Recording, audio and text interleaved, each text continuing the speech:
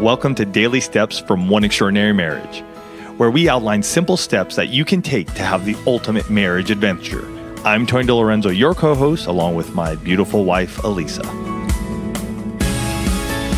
In today's show, we talk about what you can do when you hear, "I don't understand what you mean."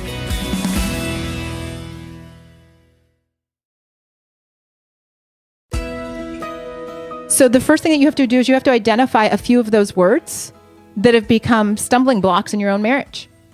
You've probably already thought them as you've been listening to the show. You're like, ugh, that one doesn't feel so good. Or right. I don't know what he means about that. Or I don't know what she means when she says this.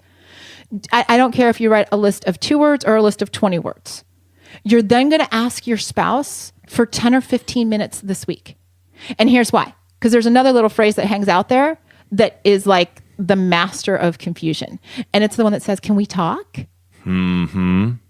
All kinds of bells and whistles go off and people are like all freaked out. The reality is, hey, do you have 10 or 15 minutes to talk about just a couple of words that we use in our marriage? Again, I would say get on your weekly coffee break and you don't have to go, "Can we talk?" Or it's on the calendar. We're already doing it. This week, we're going to just pick out 2 words. This week, we're going to pick out what love means to you and to me and what respect means to you and to me. And let's write those down so we just understand it. Mm-hmm. So when you're in your coffee break or you've set this time to do it and you ask the question. So if you're the one asking the question, like we said, you're going to zip your lip, you're going to answer, or you're going to wait for your spouse to answer. If you are on the receiving end of what does that word mean to you, you also have a responsibility here, right? You have a responsibility to tell your spouse what that word means to you. And this isn't the time, I'm sorry, to use this answer. "I don't know." Or my second favorite, "You should know that." Or yes, either of those. This is not the time to use it. This is the time to become crystal clear. Allow your spouse, even for yourself, to say these words and speak it so you even hear it, so you understand what the word love means to you. And you may have to say, "You know what? I need a minute or 2 to think about that." Okay, take some time. Don't just fly off. Because what we're trying to do is, this is building out your marriage toolbox. Mm-hmm. What the word love means to Tony and what the word love means to me may not be what the word love means to you. Or how you want to see that demonstrated is different. You're giving your spouse and giving them an answer and not saying, "I don't know." And giving them the answer, you're allowing them to actually be able to love you, to be able to treat you, to be able to act in a way that actually meets your needs. If you say, "I don't know," and then you get frustrated when you're like, "Well, you're not loving me the way I want to be loved." You didn't give them anything. Mm-hmm. And if you use the other one, so Tony said, "I don't know." Like I said, my other one is, "You should know that." Please stop using that phrase with your spouses. If they knew, it wouldn't be a source of conflict. Or confusion. Or miscommunication. We don't. Again, this is where that ESP comes in. We think because we've been together for so long that our spouse is supposed to still know us. Yes, are there nuances to a marriage that you do get into, that you do know certain areas? Sure thing. I mean, Elisa and I know how we like to get into our bed and cuddle and how that movement happens. Yes, we get that. But the words that we're using sometimes begin to change over time. And I don't know them all. And so being able to ask these questions and answer them too, again, allows for that clarity, begins to resolve conflict. Mm-hmm. That's the key, right? I don't want to live in a state in a place in my marriage where there is constant conflict and frustration when we're butting heads. That's not fun. I find more joy in a place where we are on the same place and we're asking and answering these questions.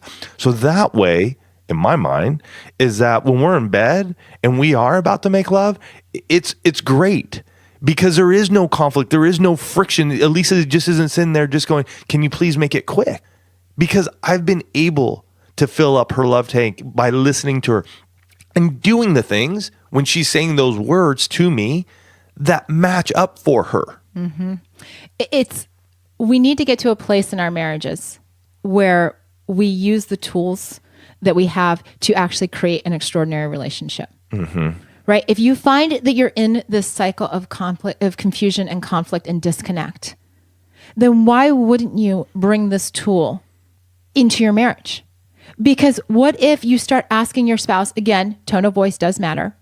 What does that word mean to you? I really want to know because and you can even explain it. I feel like this is conflict. And yes, is this going to make you more vulnerable to your spouse? Sure is. It absolutely is. But here's the thing. Extraordinary relationships come out of being vulnerable with one another. They come out of being truthful with one another. They come out of saying, you know what? I trust you so much that I'm going to tell you exactly how I want to be loved. I'm going to tell you exactly what date night means to me. I'm going to tell you exactly what it means when I say I want to be cherished or I want you to desire me. Here's what that looks like. I want you to, every once in a while, just say, I'd love to get you naked right now. It's going to be tough. It's going to be tough because you're going to be opening up yourself to a whole new ball game here. And vulnerability is a tough place to be. But when we're in that place together, that's when the sparks really begin to fly. Because when we're open, honest, and truthful with each other, we begin to learn what we each desire and which we each like. And then through that, the bonding, right?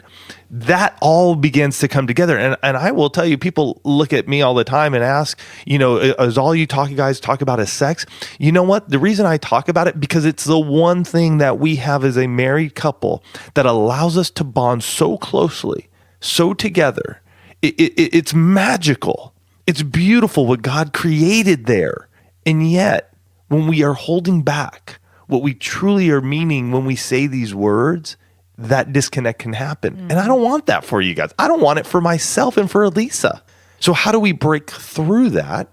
And it's by saying, what does that word mean to you? And it may be just mean you guys are doing a walk and talk, or it's just a normal conversation. And there's a word, date night comes up and you're like, whoa, what does that mean to you? Because the last couple of times haven't really worked out. So can you just clarify that for me so I understand? The thing is when they say that, you also need to do that.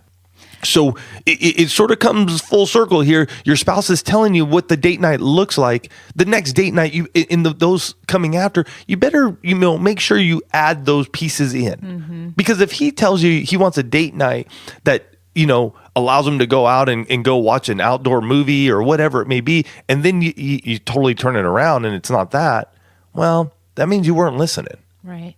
It's making a decision that you're going to be proactive in your marriage this week, that you're going to take a step to eliminate a factor of confusion. For more information on this topic, check out oneextraordinarymarriage.com/417.